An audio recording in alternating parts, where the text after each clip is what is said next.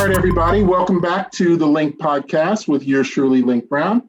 Today, I have with me very special guest, someone I actually recently just got acquainted with through a mutual contact, which has been a pretty cool experience. But I got a chance to see a lot of, what she does, and just looked at a little bit about her life story. And I wanted to everybody to get a chance to really hear more about her and about her life and her journey internationally. And like I said, so Margaret Akullo, who is a representative with an international organization, welcome to the Link Podcast. Thank you so much. Thanks for having me, Link. It's a real pleasure, and I'm really honored to be part of your podcast. I'm honored to have you. Like I said, you came very highly recommended. The person said, you have to interview her. People need to know her story. They need to know more about her. And I said, obviously you've spent your time giving a lot to the people that you work with and to your passions in life. And so it's an honor for me to be able to interview you. Thank you so much. It's no problem.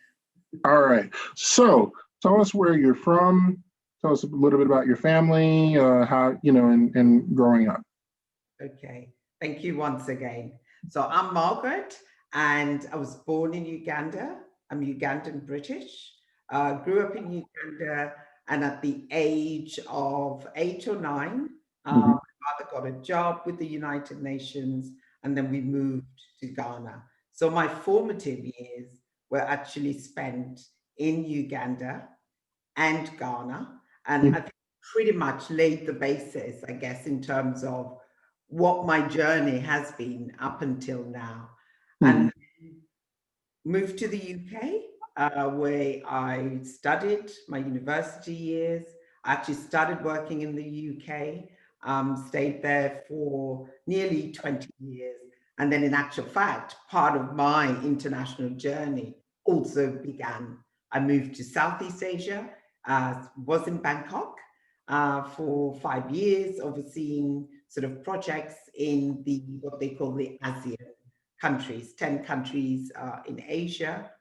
I then moved to Vienna, Austria, where our head office is in Vienna, spent another 5 years in Austria, and now currently I'm temporarily in Ethiopia. Been there since September.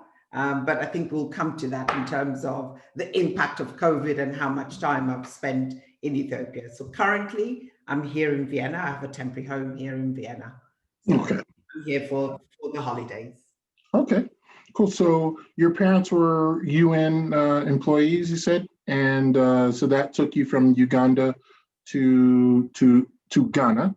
Ghana, yes. Okay, so I always like to. So one of the things as I was looking at my research, I said, okay, I'm I'm American, and I have very little understanding, true understanding, I like to say, of kind of how life is and how life would be growing up in Africa. But I think part of it is understanding a little bit about, what was it like for you growing up in Uganda?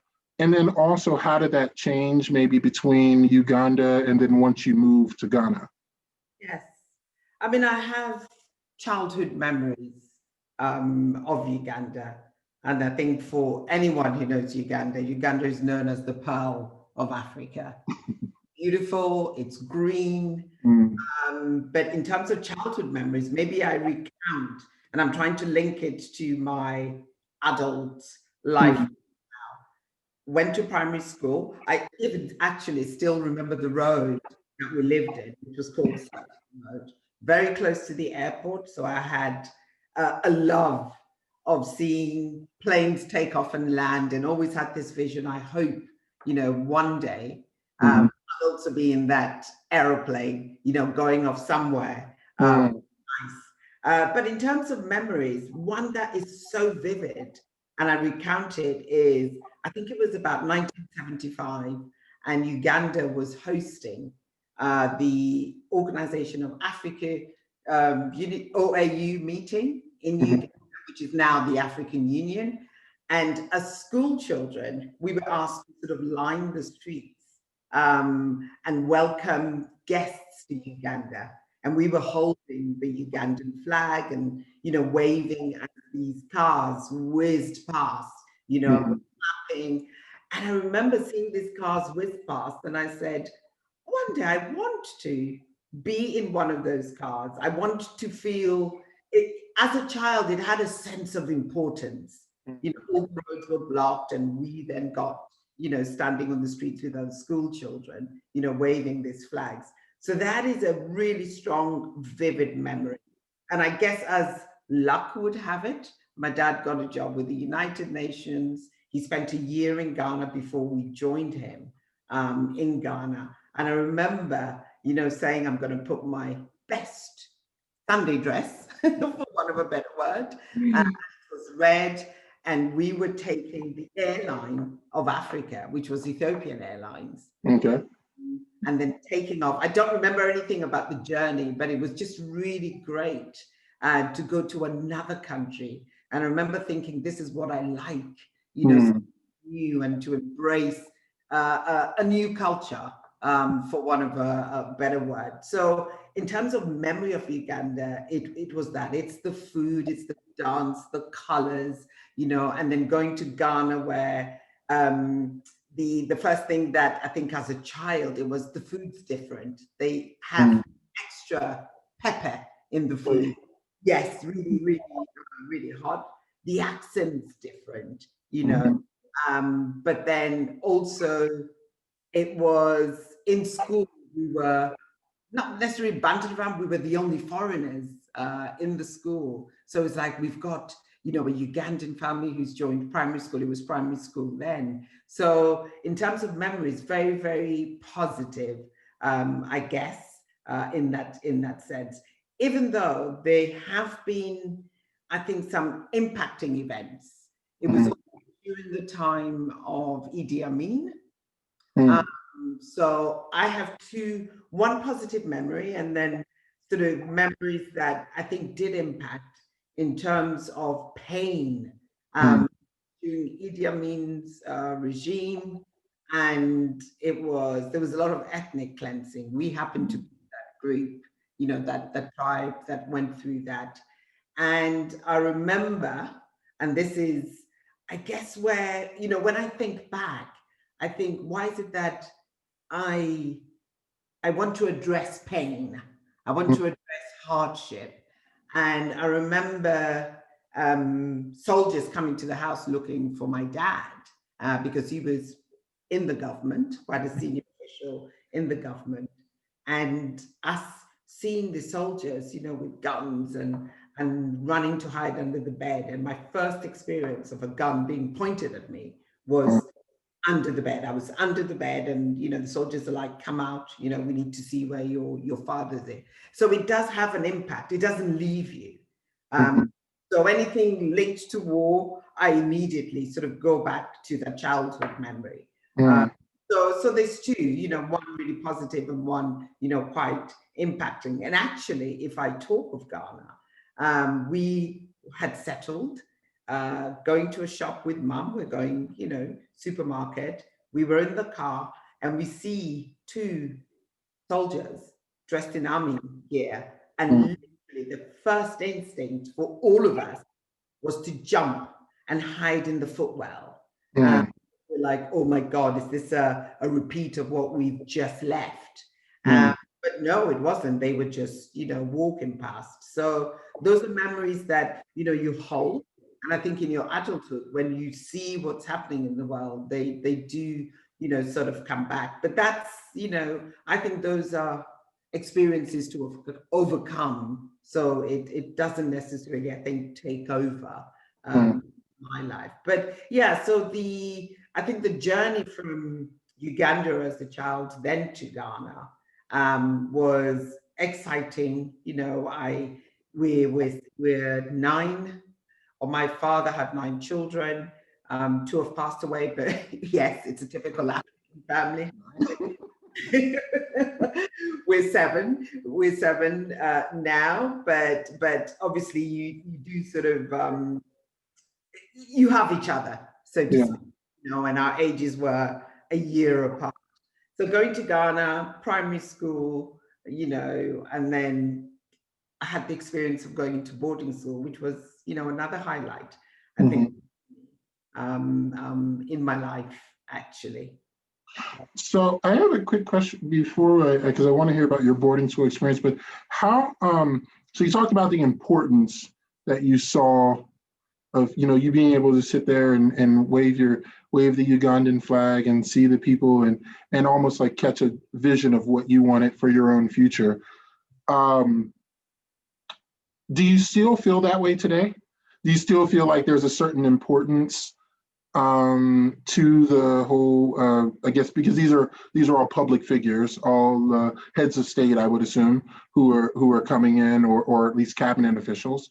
How has that changed, now versus like that ideal that you had when you were a child? I think it's still there. I don't maybe necessarily hold the Ugandan flag. I work for an international organization dealing with global issues. So if there's a flag, it's the flag of, the world. The world, right. Of the world. Sometimes I'm known to say I'm a child of the world, in that sense. So that vision's still there, but I think it's transformed over the time. And, as a child, it was more the beauty and the cars and, there's no traffic. You're in a car and, the roads are open for you. Yeah. It had that elements of importance. And I think in my adulthood, it's the impact. What's the importance? These people are carrying with them that is going to make a difference. Okay. Yeah, because I was thinking about my own experience and saying, oh, it's one of the things like when I heard so you probably know who Whitney Houston is, but one time she did the U.S. national anthem for the Super Bowl, and I remember hearing it, and I was just like crying and realizing like, oh my God, I love my country. So this, and it's, like you, and I think I was 10 years old, but you just have these little memories, or hearing Michael Jackson do a certain performance, and I go, oh, like you say, I want to be the kind of person that I can, that with just a couple of words, like can affect change, or can, like, you don't even necessarily know how to articulate it, but it just feels like they touch you in a certain way to make you say, if I could do that or anything like that, I can't sing like that or dance like that, but in whatever I do, if I could do something like that, that would be really awesome. Yes. And it just kind of sticks with you. Absolutely, absolutely. And I think I think as a child, perhaps you can articulate it as well. But right. As your vocabulary matures, it's very easy to describe it as we're doing right now. But no, it's I've actually written about it in the sense that, I had this vision, so the flags, and here I am now on an international perspective, waving a global flag for a better description, and trying to deal with the issues collectively. Yeah. Interesting. Okay. So Idi Amin, and again,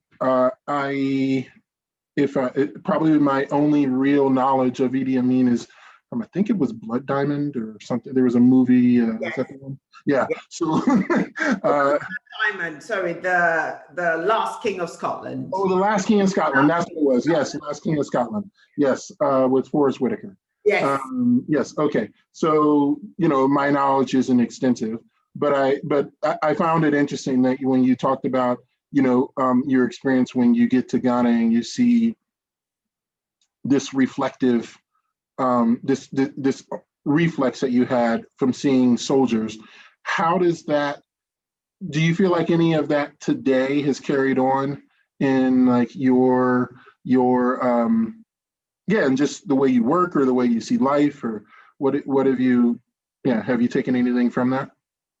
I don't think it never goes. I mean, maybe if it's extreme, it's referred to as childhood trauma, but it never goes. And Ghana also had its issues politically, a series of coups. And I can recount, an example where I was going to school and the late now Jerry Rollins Mm-hmm. came in, took over. There was a coup and he took over. But we weren't aware. Mum was driving me to school and got stopped halfway, and we were asked to go back. And my mum is like, why? It's those days where there wasn't a radio in the car for you to, listen to in terms of the news. And my daughter is going to school and I'm taking her to school. And the soldier had a grenade in his hand. He says, Madam, if you don't move, I'm going to pull the pin and I'm going to throw it at you. Do you want to die? And I'm there shaking, thinking, Mom, just turn the car around, we're going to die. So immediately then I'm connecting as a child the Oh, experience wow. of that. So we did obviously turn around, and there was a coup, and stayed at home thereafter. So that's a memory. Those are childhood memories. Now, fast forward to my adult life, where I've been to countries where you're maybe met at the airport and the vehicle is armored with armored plates. Mm-hmm. I remember going to open it, and I'm really struggling because it's so heavy. Then it got explained and immediately took me back. That, Mm-hmm.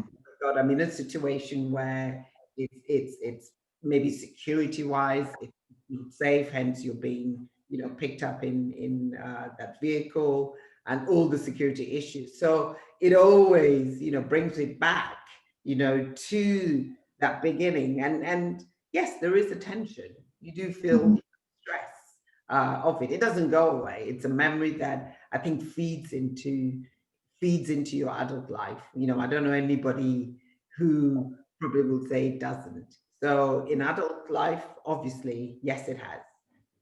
The stress is there.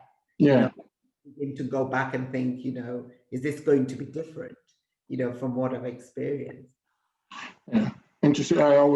I think about yeah, I understand the stress being there. I think part of it is this idea that, like, do you use it to propel you in a certain direction? Do you use that pain? Like, is it a memory that obviously you're not paralyzed by the memory, but you say, okay, like, does it give you greater purpose or mission in your work or in what you do? Like, to say, okay, yeah, you want that you want to turn that pain into something that becomes an opportunity to help someone else. Absolutely, absolutely. And I think maybe even that's where my interest in dealing with child protection issues, Mm-hmm. child abuse issues, Mm-hmm. born. If I can recount another story, and it was not long after we'd left Uganda to Ghana. It was 76. And I Mm-hmm. don't know if you know the Soweto riots. There was the children out on the streets in South Africa, Mm-hmm. fighting for their right to education. It was during the apartheid Yeah. period. And if you remember the visuals and pictures of, gunfire, blood, I Mm-hmm. remember sitting in the living room and that picture where you see a young boy holding, I think it was a young boy holding someone who was injured or had died. And that was the picture that was scattered, all over the world. And I remember asking, my dad, why? Why are they doing this? They're only children, why? And I remember in my words and in my interpretation, my mature interpretation is the children want their voices to be heard. They do Mm-hmm. have the right to education, and they don't see why there is a segregation, between the black and the white. And I remember being so disturbed by it, because obviously it's an experience that we weren't experiencing, but there's another part of the world, that was experiencing. Again, it, hones back into the whole children, Mm-hmm. children being affected, Right. me affected in terms of I'm going through this war situation in Uganda, in Ghana, and then seeing this on TV a year on. Mm-hmm. So there's a celebration in commemoration of this day, which is the day of the African child, and actually wrote about it, you know, in the sense that that was, you know, for me, maybe the beginning of, you know, this is my interest. People shouldn't be hurt. You know, we should protect them, and children should have a voice. You know, they've gone through a journey of, I guess, being voiceless. So somebody needs to speak up in that sense for them. So you can see the connectedness as we're talking. I'm beginning to see, you know, it sort of links in, you know, to my adult life. Yeah. Yes. Yeah, I'm fascinated by it because I just, I always, our childhood shapes us, right? And it's as we choose, the things that we choose to focus on, or the way we choose to perceive the situation, and allow, and then probably a lot about our community really starts to shape how we move forward in our lives, and like how we use that as either fuel or as a barrier to keep us from moving. And so it's I'm just fascinated because, again, and then for me, I also think about it from just the standpoint of being African American. I go, I don't have these experiences. Like, I don't know what it's like in many African countries, where we look the same, but our experiences are just so different. And it's fascinating for me to be able to hear, wow, like you saw the Soweto riots, or you knew about them, or you know there's guns being pointed at you. And I go, this is another world of that you just, again, for me, I just really appreciate starting to get to understand more. Yeah. And I guess like you said, you sort of channel that energy, you know, into something positive, and it's there at your back of your mind. And then, you know, suddenly you're sitting somewhere, you're working and thinking, here I am, you know, I don't know how I got there. I got there. And I'm doing something that I wish could have been done those many years ago, you know, in the abusive practices, so to speak. That's great. So I'm sure we'll get more into it about when we talk about the future. So you were going to tell me about boarding school, which was another kind of inflection point for you. So you're talking about boarding school in Ghana. In Ghana. Yeah. So tell me. I went to a school called Achimota Secondary, otherwise sometimes known as Motown.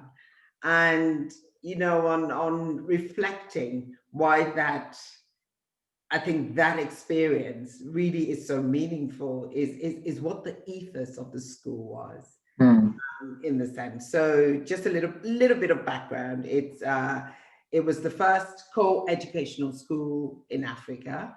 I think it was 1924. It was modeled on the British educational system. Now, being the first co-educational school, it was about equality, you know, male and female, black and white. And I actually wrote this down in terms of what the school crest was. And if you allow me, I'll just read it. But in terms of the school, it was a school that had quite a few presidents in later years attend. Kwame Nkrumah, you had Kwame Nkrumah attend, the current president who was just elected, Akufo-Addo. You also had Mugabe attend the school. I think it was the Gambian president. So a lot of eminent, prominent Africans went there, Pan-Africans went to that school. And I liked the school crest. It's just in later years that I thought, wow. And I'll read it, and it says, and you could see where the issue of equality, I guess on my first, in terms of, you know, let's fight for equality, you know, that childhood sense of, oh my God, these children want to go to school. It's black and white. Why is there a separation? And basically, school crest says, you can play a tune of sorts on the black keys only. You can play a tune of sorts on the white keys only. But for perfect harmony, you must use both the white and the black keys. Mm. And the message there was about equality. You know, everyone's equal, male and female, girls and boys, you know, went to this school. And it was a really great experience. It is definitely character defining. We were the only, I think in my year group, I think it was just myself and my brother who were the foreigners in the schools. Very much,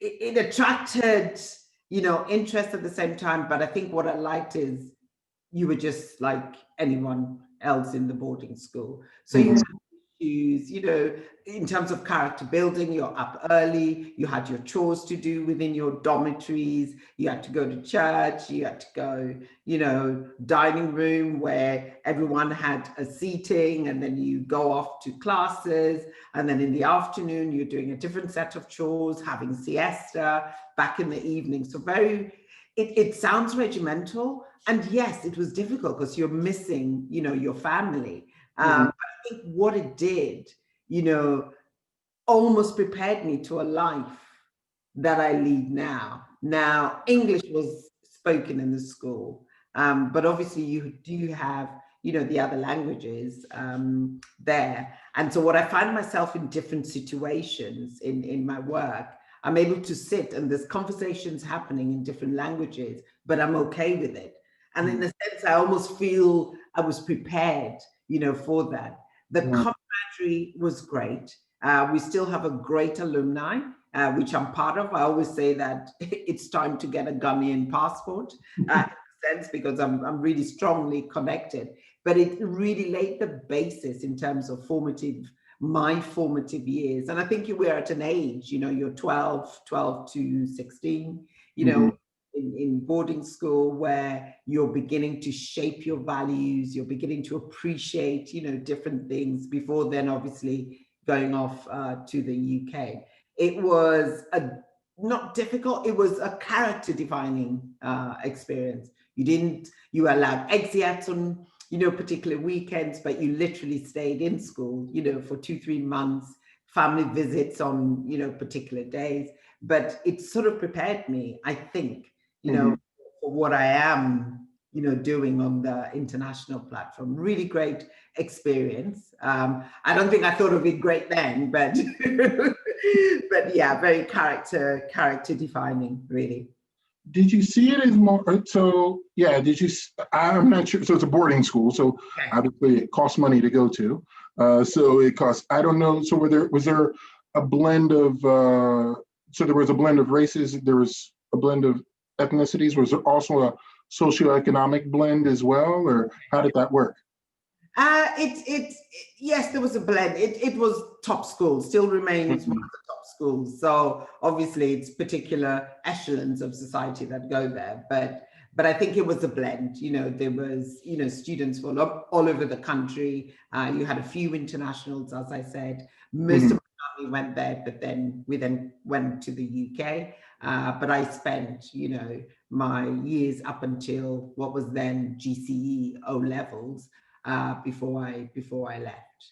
So really, really, really great, I think, experience in laying that foundation to interact, you know, with a different group of people, because I am Ugandan, was Ugandan. It was reinforced in me in that sense. So I think it's the interaction, you know, was great. Camaraderie was great, which has carried on actually till today. All right, so you go to your secondary school, Motown, I think you called it. Motown. Okay, so you go to Motown, you leave, and from there you go to the UK. Yes. Okay. Go ahead. Yes. So went to the UK university in the UK, and that's where I obviously started my professional career. But went to university. I'm a criminologist, studied criminology. My first degree actually was in business, but then ended up in criminology. I had a strong interest in law. For whatever reason, it was about law, but I never ended up doing law because I think my interest in people sort of pushed me towards the behavior side, academics. So criminology and criminal justice is what I studied. and then started a career with and my first real job, apart from, you know, when you're in university, you're working in the burger shops, in retail, just to make that additional money. My first job was with the Metropolitan Police Service in London, and I always quickly add, I wasn't a police officer. You know, there's suddenly excitement about, oh, you worked for the police, or were you a police officer? No. I did a range of jobs, but criminal intelligence analyst I was, and a researcher with a, so worked on various, I guess, crime-related issues, from drugs, child abuse, murder, and to be honest, my career, that was 15 years of my career, police. And again, it was a time, you know, now that I'm talking with you and we've been talking about equality and all of that, where the sort of the latter part of my time with the police, there was issues on whether the Metropolitan Police was institutionally racist, which it was found to be in the. I remember going through this experience of friends, you know, you're a traitor, you shouldn't be working with, you know, with the police. And I'm like, you know, I fortunately hadn't experienced that. I think if there's any experience, it was more on gender related issues rather than racist. But then maybe that was because I wasn't a police officer, but a civilian member of staff. So a huge chunk of my career was with the police. Had a great experience. I think it connected well with my academic background on criminology. So interesting. And then within that scope, there was the whole issue of human trafficking. There was a big case, it's called the Victoria Klimber case, where there's a young girl who came from Ivory Coast through France and then the UK. She stayed with an aunt and uncle, but eventually, and I'm really summarizing, ended up being abused, beaten, and then she died. So there's a whole debate about whether, one, she was trafficked into the UK, and it was also around the time that I think the global community were talking about, you know, conventions and protocols linked to human trafficking and migrant smuggling. It was around 2000, I think it was. So that was an interesting case, and I led that project. It was the first project with the police, so we had to go through a whole investigative process, linking in various services like social services, immigration, the police itself, prosecution, just really to determine, you know, whether there were cases in the UK on child trafficking. So that was interesting in terms of me leading this particular project. And it created an opening as well in terms of my interest around child issues. And then I worked on what they called then serious crime. I can't remember. It was the Serious Crime Directorate, but it was on really serious child abuse cases, the murder cases on children, and sexual abuse cases as well. So that was, yes, UK in terms of my work. So I can imagine one of the things that breaks my heart is when I hear excuse me, these stories, no problem, about trafficking trafficking of minors, of women, like coming across, whether it's in the US or, you know, sometimes in Southeast Asia, you hear a lot about it. I said, I mean, it seems like such a prolific problem like that, and very sad to see. And I don't know, what do you see, I guess, that said that this is where, because you spent a lot of your career in this area, like what was it that made you start to move towards that direction for yourself? apart from it just being a coincidence in the sense that there was this project, they were looking for a experienced criminal intelligence analyst to work on a case. But if you remember, I always said there was just something about children that always hug, up my heart.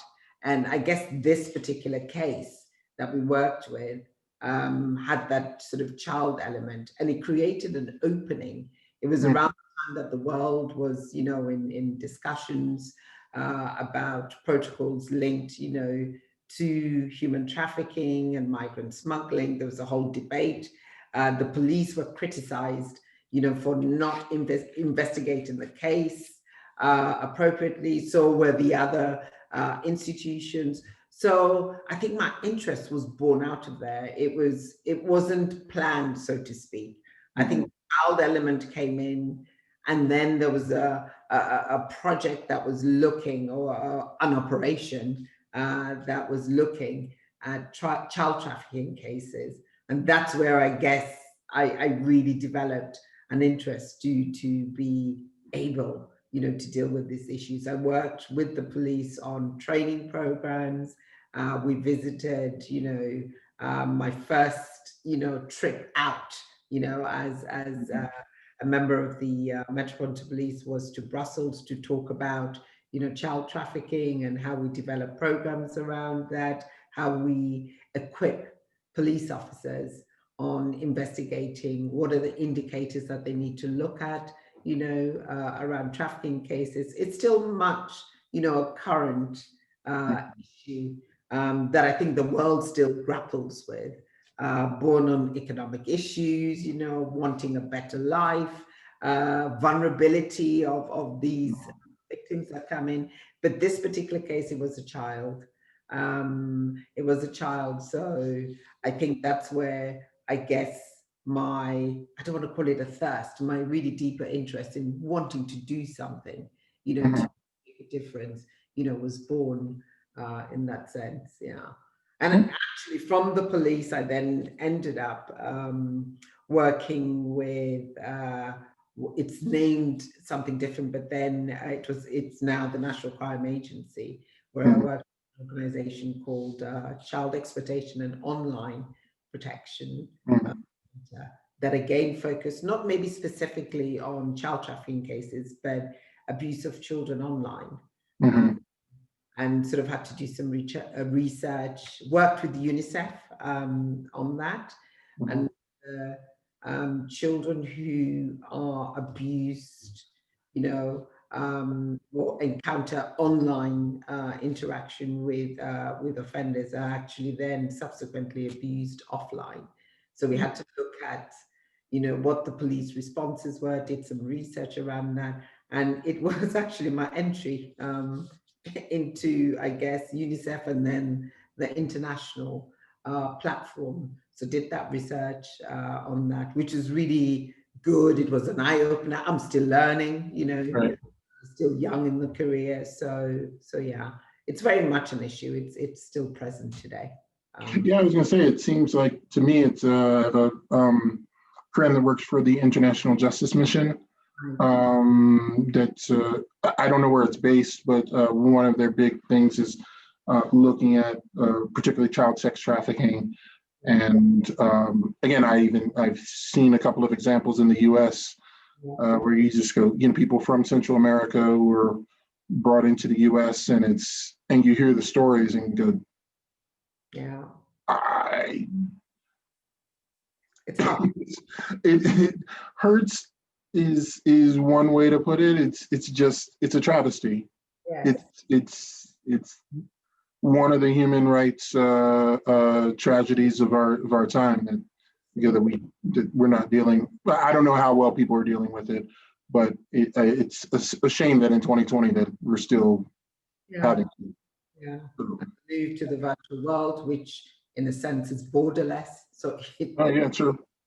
It sort of brings, it is heartbreaking. And I think my career, if you really look at it from a year-to-year basis, I've always done it up to a point and then stepped away in the sense of maybe taking on a more managerial role, because it is, pressurizing in that sense. We get, our time in the police, you'll have to, see a psychologist couple of times, just to ensure that your resilience is still there in that sense. So it is, it can, it is, it's not that it can, it is pressurizing. Yeah. But it's that kind of work is a cause, right? It is a cause. You want to make a difference, do what you can. I remember saying to myself, I'm just going to make sure that, no child is ever abused. This is your young mind, and then you realize, no, there's only so much. Let's keep it real. You can make a difference, in your space. That's where you should make a difference. You can't, you could be a champion, be that, what's the phrase they use, agent of change. But you could only, do your bit. And it's about empowering others as well to come with you on that journey, then so be it. You can't do it alone. Are there one or two keys that you feel like would solve the problem of child trafficking in the world? Like if you're after, where you go, if we could solve this, this would solve it. Wow, that's a difficult question, because I think it entails a multitude of people. Be government has a responsibility, because there's economics at play here. People have a better life, they're vulnerable, they're told one thing and it's another. We ourselves as individuals, we have a responsibility. People, within criminal justice have a responsibility, teachers. So I think it's whole. It's whole of, it's whole of government, it's whole of society that really has to draw attention to this and really make a difference. Why do people move? We're naturally migrating because, we either want a better life, it's educational, family reasons, it could be war, conflict, so it can't, I think there isn't one answer. I think it's a collective. Collective responsibility of everyone, individuals, have your voice, shout, call it out. Yeah. And that would, I think, hopefully push. And people are calling it out. And individually, I do, anything that borders, that is unethical, it's not diverse, there's no equality, you find the space, to actually call it out. But I don't think there's a one solution. Really. Yeah, no, there's for sure. If you start with awareness, yes, because there's so many people who don't even understand. I mean, I don't even understand the whole of it. I understand enough to know that it's a problem, that it's something that's still not solved. And again, just any of my travels that I've done around the world, I say I can walk down the street late afternoon in any country I go to, and the people who come out and are starting to ask you questions like, "Oh, are you interested in this? Are you interested in?" Going, what? Like, what? Like, it's jarring that this stuff kind of still exists. So awareness probably starts, but you're right. There's an entire solution. I didn't know if you had like a manifesto or something. Just thought I would ask. Manifest of manifests. A manifest. I always say, I used to use this phrase, and we pretty much use it. It doesn't take a lot to be abused. It just takes one child abused, one person trafficked, one person, affected by crime. That's enough. That should create a response. We shouldn't wait for the masses and then we think we're going to actually do something about it. I think it should really immediately elicit, an immediate response. It's not easy. It really means bringing of people together. Countries are affected, people are affected, households are affected, society is affected. So there has to be solutions, in every sector to be able to deal with any sort of crime, to be honest, sort of crime. But yes, it's not an easy thing to deal with, I would say. Really. Cool. So I wanted to fast forward a little bit, so maybe a lot of it, I'm not sure.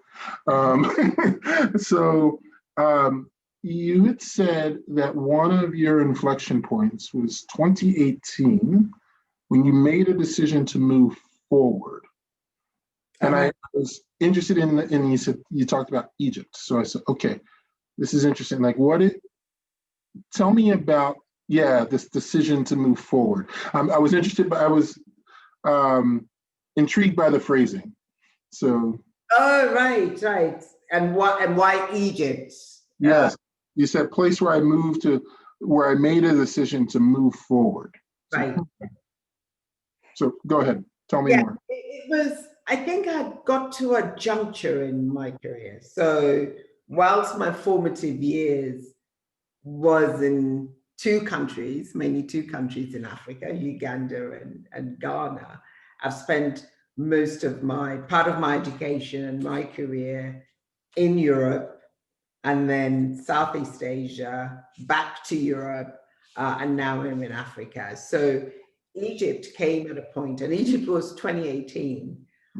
I think I was going through a process of, I want to work with people who look like me, if I could be blunt, right? Yeah. So this will be interesting. I'm not getting that. And there was a big conference in Egypt, and it was prosecutors from sub-Saharan Africa. There is 25 countries represented. And I was there as part of a project that facilitated that meeting. And I remember sitting there. It was not the first time, but this particular one really resonated with me, where I sat and there it was. Margaret had this feeling of, I want to see people like me, and I want to develop with people who look like me, who are, at various stages of their careers or whatever. And it was in Egypt that it happened, because I got the opportunity to meet people from, a lot of African countries in one, we spent 3 days talking about, actually it was on trafficking, prosecuting trafficking cases. And it was at that point, hence why for me, Egypt was the start of, okay, let's see where Africa is going to feature next for me, where I'm going to work in Africa. I've done work in Africa, but I haven't actually worked in Africa. And for me, that was the start, made, the networking connections. And I remember coming back to Vienna and thinking that was just such a defining moment. I liked, the people around the table. I enjoyed, the rich discussions, with them. And it's not to eradicate my experiences, but it felt like it was time to maybe do like a roundabout, go in a roundabout way to where it all started, where you were born on, so that's why Egypt, in a sense, featured quite strongly on that. So I started, actually had a coach. I started going on management programs. I have a personal coach that I speak to quite regularly, in terms of leadership skills, transitioning, the networking, all of that, which did help.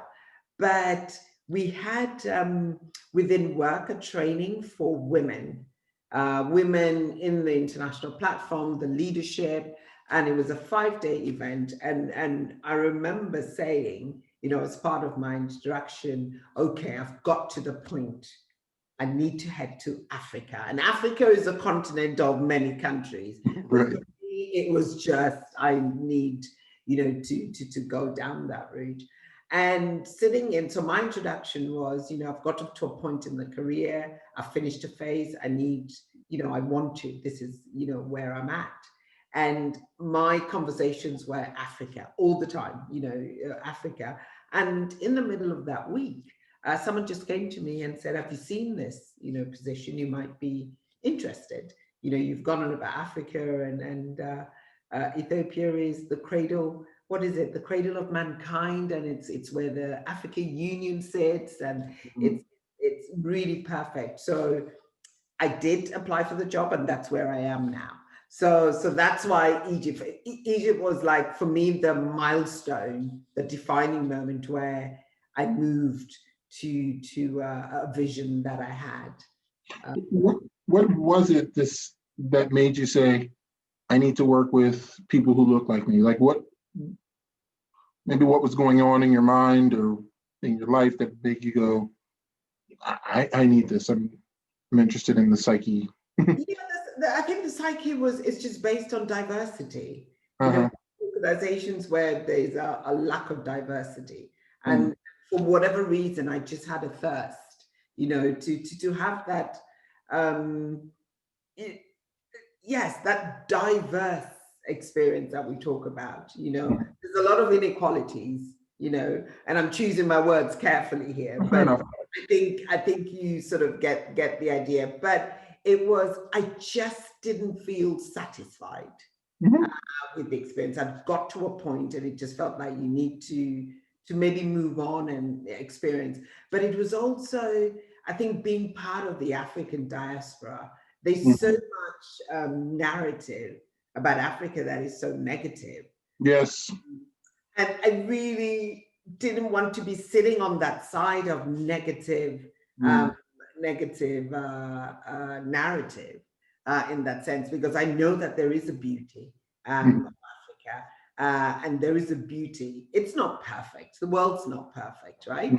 And so I wanted to contribute to the positive narrative, and to be able to do that, I had a sense that I had to be there. And also, get reacquainted, I guess, with the Africa that, the AU have a strapline. I love it. It's like we're working to build the Africa we want. And it's all about let the Africa voice speak, let the Africans speak about what they want, rather than being told what they should want and what they should be doing.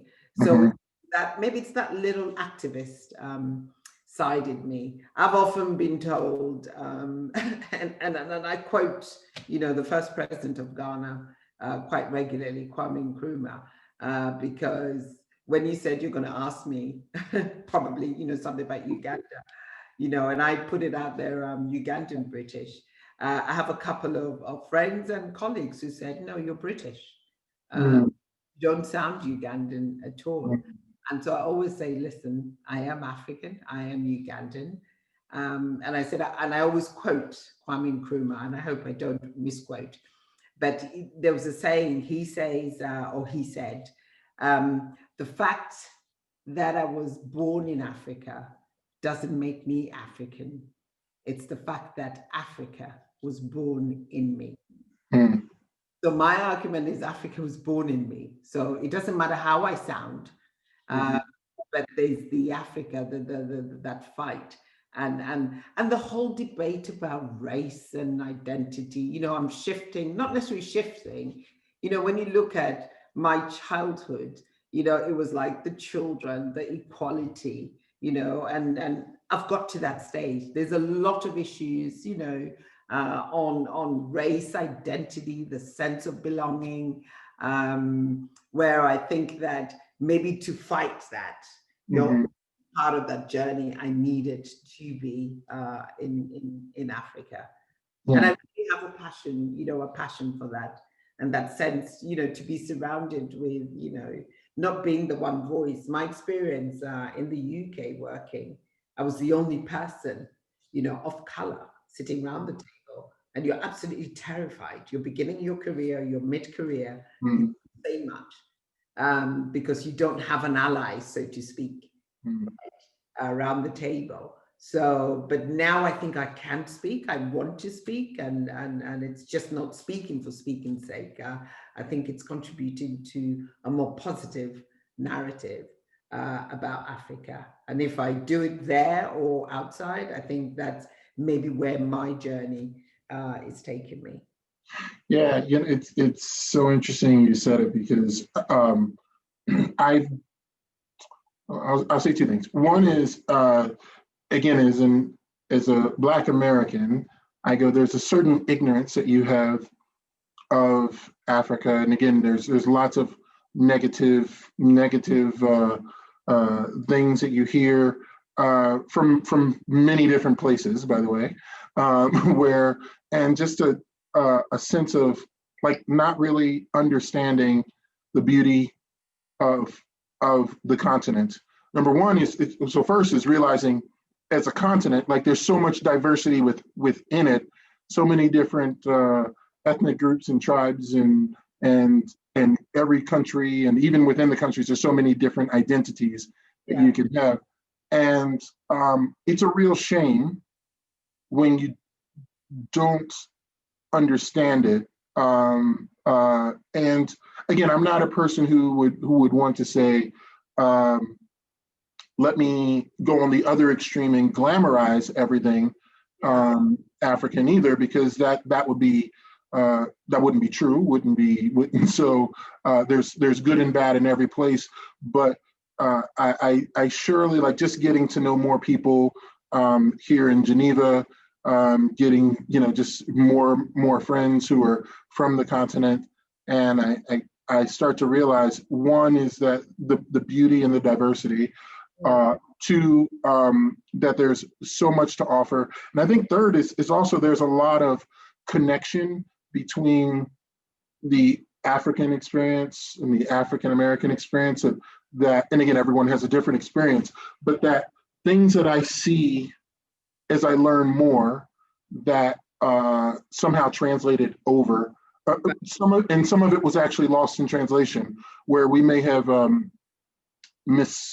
misinterpreted or misused some of those really strong like family or community things that were amazing, that really holds the like African communities together. So I can definitely understand the desire to want to portray a more positive piece. I'll say a second part is that when I started the podcast, that was actually the original idea. Was I was saying that there's so much.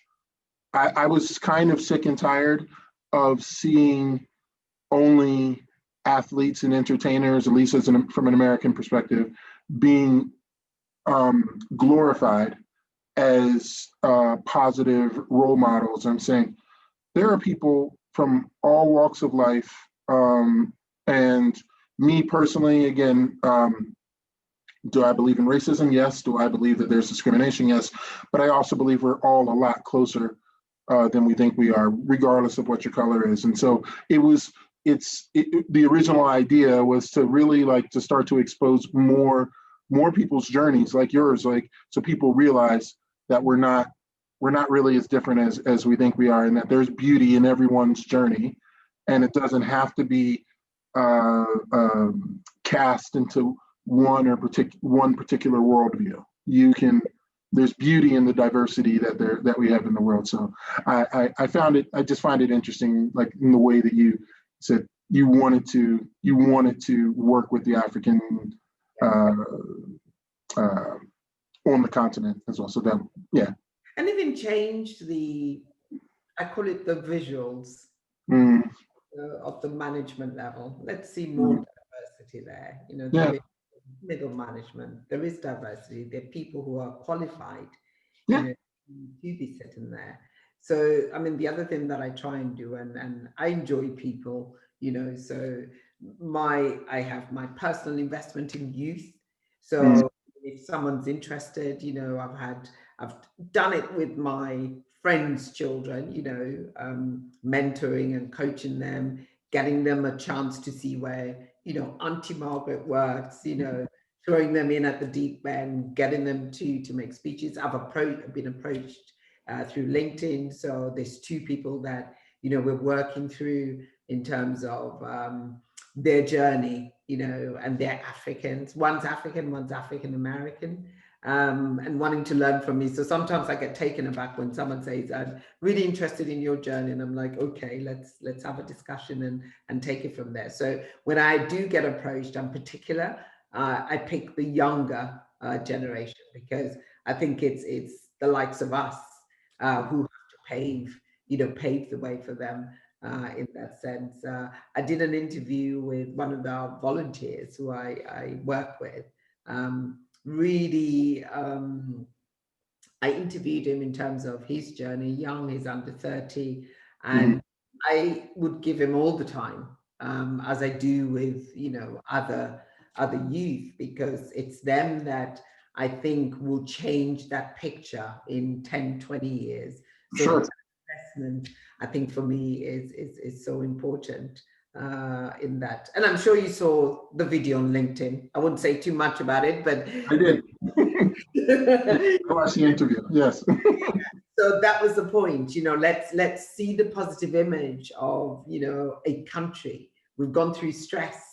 But let's see the positive image of sometimes locations that are not maybe positively seen as well, and bringing the camaraderie of the team. It's a young team as well. So Yeah, that's awesome. Yeah, I'm more and more just interested in learning and understanding the African culture, the African continent, and the different cultures inside of it, and really, just getting to understand the beauty of it. Again, anywhere I've ever traveled, or people I've met or learned from, you realize there's a lot to learn, and a lot of positive that we could, if we change the image and show all the beauty and the negative too. It's okay. To that there's a lot that people can get from it. The whole world, not just people of color, not just one race or another. So that's cool. Definitely, yes. So one of the last things you talked about was you said places where you moved forward from. You said Austria to Ethiopia. So you live, I guess you're both in Austria and Ethiopia, but you're mainly based in Ethiopia today. Yes. Okay.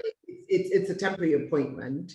My permanent position is in Austria. So this is a temporary appointment, but temporary seems to be going permanent. And excuse me, in the sense that COVID, unfortunately, has a role to play. But in September last year, September 2019, I had the opportunity, after having that vision, to go to Ethiopia to work. So I was only there and the role pretty much was, work with the office, build it up, let's work with, the institutions in the country, including government.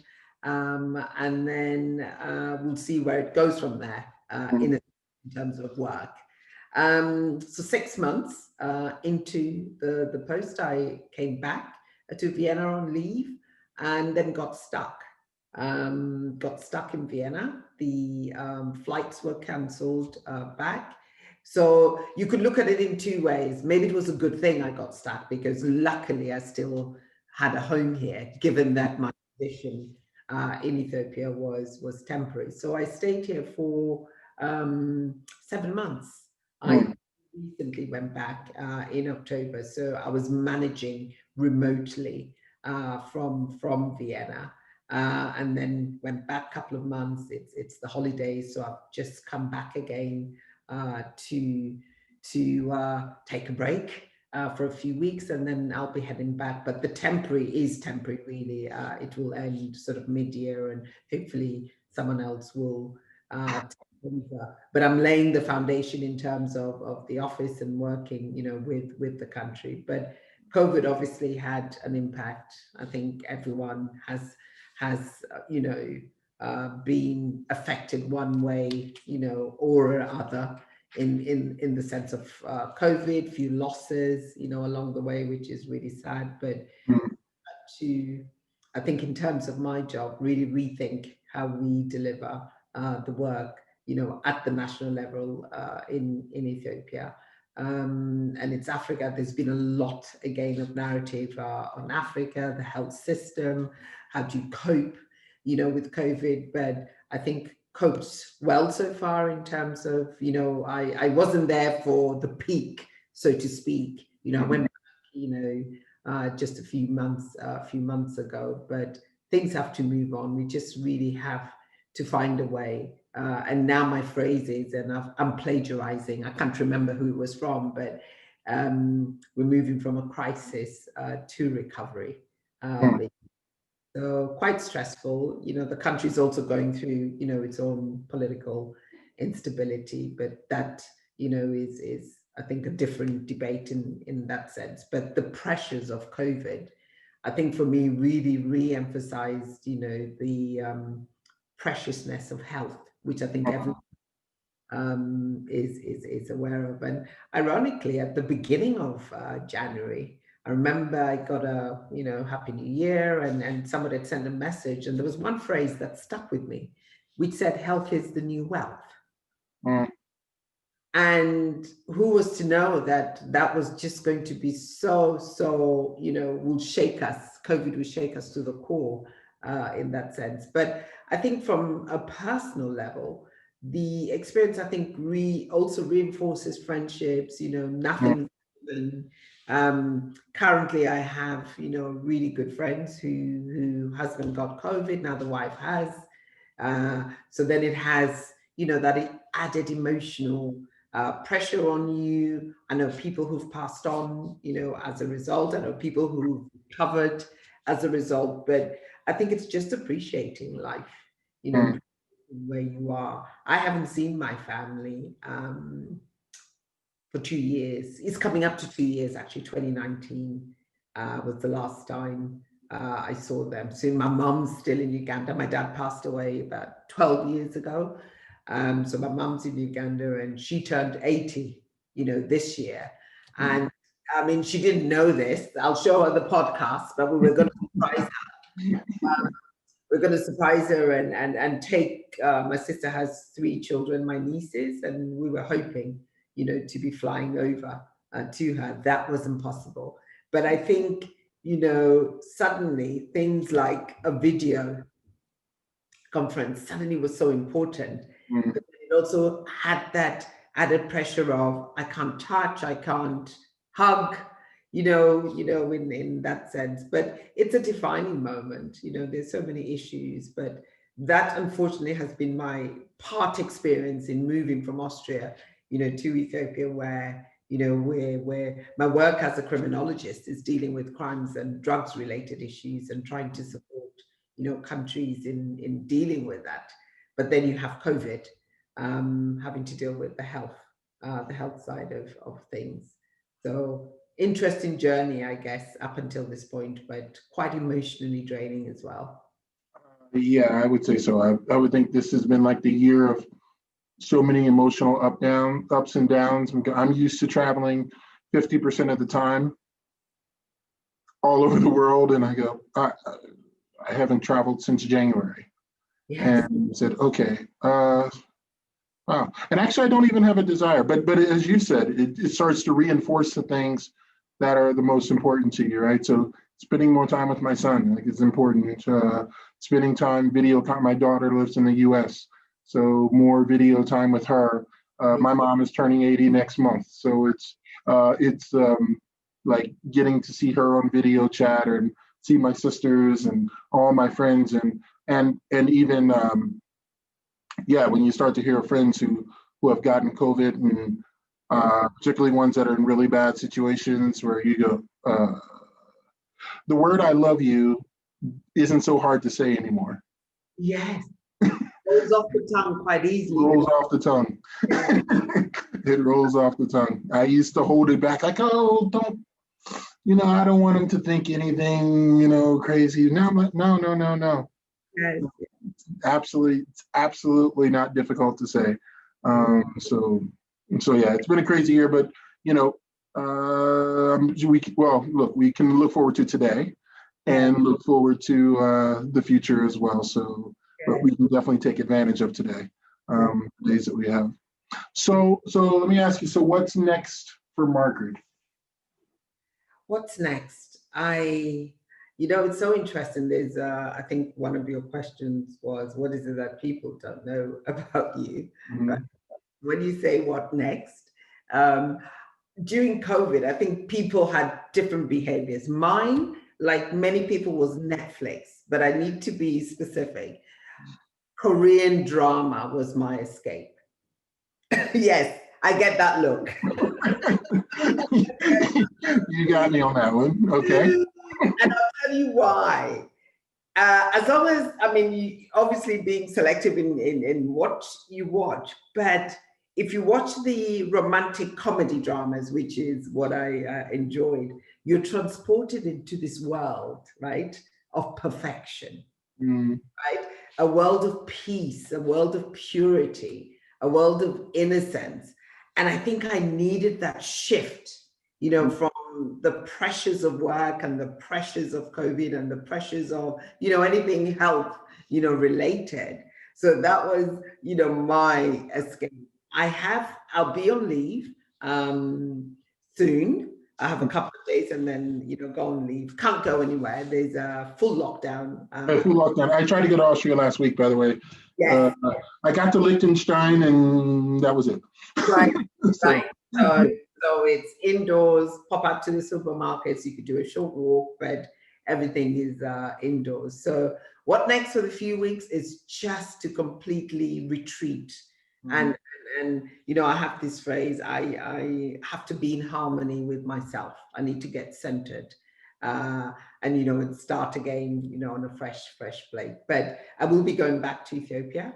That's where my office is. I'll be there at least for 6 months and see what happens. But I've always had visions of early retirement. So that's early retirement to, I think, do what I want. When I say early retirement from my job. So it's funny because one of my questions I had for you, you said early retirement. So, when someone's passionate about what they love and what they do, like, what does that even mean? What does early retirement mean? Like, or what does retirement mean? So for you, what is that? What does that look like? I think being in a work environment restricts you, right? Mm-hmm. You can't do what you want. You can't say what you want because there are guidelines, there are policies, you represent, your company or your organization. So early retirement for me is to transition out, but continue with what I'm passionate with. Now, whatever shape it will take, I still don't know. And I think that's where my coach has been really, really helpful in teasing out what is it that I want. Definitely children and youth will feature central, but what it is that I want to do with children and youth is, something that I guess, I need to develop. So when I say early retirement, it's early retirement from my job, but I will continue where I have complete freedom to express, because sometimes I feel limited. I think I can do more, but I feel very limited sometimes and can't be as vocal as I want to be, because obviously you've really got to work within the framework of your job. So that's the early retirement for me, but not early retirement from all things related to work. No, I think once you're cause driven as myself, you never yeah, exactly. Yes. Exactly. That was where my brain was going. So I said, no, you're so passionate about what you do. And, I said, this is not possible to just go and sit on a beach somewhere. I mean, it is possible to go sit on a beach somewhere, but I want that right now. but at least, I was just interested in how you visualize that for yourself and how you make that transition. So I'm sure it will be good. So as we wrap up here, Margaret, it's been absolutely fantastic meeting you and getting to know you. You really are an amazing woman. And I am super happy to have met you and to get to know more about your journey, about where you're going. definitely need to have a couple of offline discussions about interest. I'm really thankful that you came on the podcast, and I think the world's going to be interested to know more about Margaret Akullo. Thank you so much, Link. As you know, it's normally me sitting in your seat and I guess directing and asking questions, but it's been absolutely amazing. I think it was really interesting discussions as well, and getting to know you, know you as well. So thank you so much. It was painless, but I think you'll make it painless. So that's credit to you as well. But I thoroughly enjoyed the discussion. Yeah. Awesome. So until next time, but enjoy your last couple of days of work and then your real leave. How many days of leave are you taking? 3 weeks. Okay, so that's truly that's a leave. That's a good one. I love it. To detach. Yes. Yes. Detach completely and just enjoy it.